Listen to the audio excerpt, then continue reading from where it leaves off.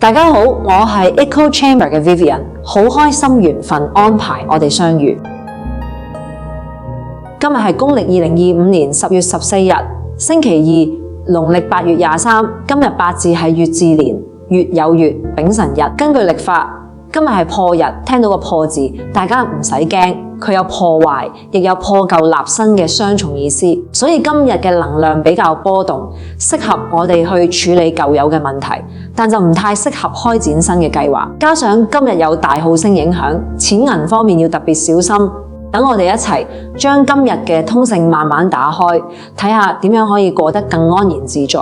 首先，我哋嚟睇下今日12生肖嘅朋友仔有啲咩要注意。今日要特別留神嘅係屬狗嘅朋友仔。你今日喺工作上可能會比較容易同人有唔同意見，原先嘅計劃亦都可能會有啲突如其來嘅變動。記住，凡事以和為貴，保持冷靜去應對。特別係1994年甲少年出世嘅朋友，更要小心言行，避免唔必要嘅口舌之爭。想化解嘅話，其實好簡單，宇宙總會為我哋留有出口。你可以佩戴一個雞形嘅飾物，因為雞同狗係六合貴人，可以帶嚟和諧嘅能量。或者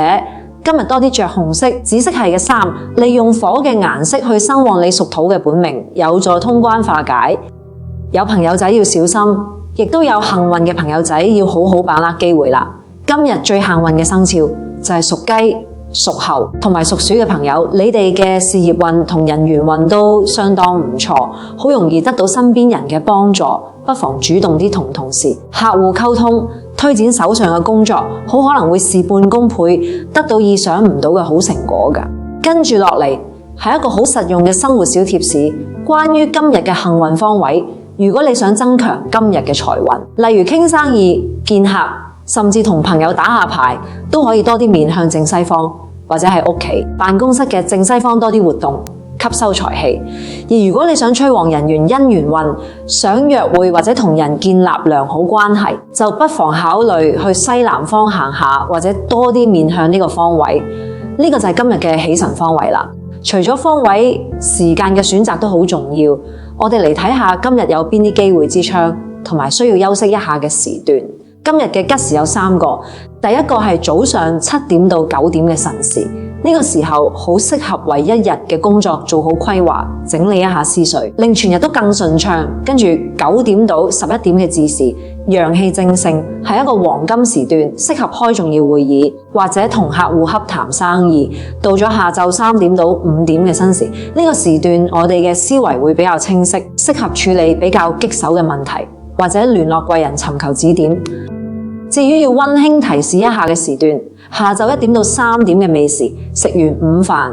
人比較容易放鬆，但亦容易有口舌之爭，同人傾偈要小心用詞，避免產生誤會。最後係晚上7點到9點嘅宵時，呢個係日衝之時，能量比較混亂，諸事不宜，最好就係早啲返屋企休息，養足精神，為聽日作準備。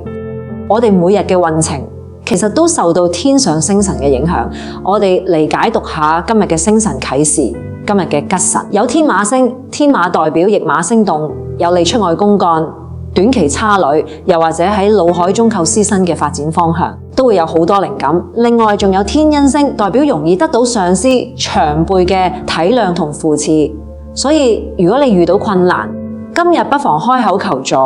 會有人願意幫你嘅。至於要提醒我哋嘅凶神，就有頭先提過嘅大耗，佢主要影響我哋嘅財物，提醒我哋今日投資理財要特別謹慎，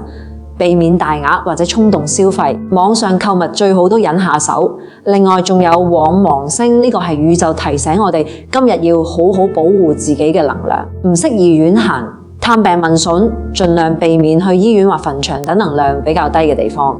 最後我哋總結一下今日最適合做同埋最應該避免做嘅事。今日係破日，所以好適合做啲破除性質嘅事，例如求醫療病，寓意破除病根，或者進行大掃除，將屋企或辦公室唔要嘅舊物清理掉，有除舊迎新嘅好意頭，又或者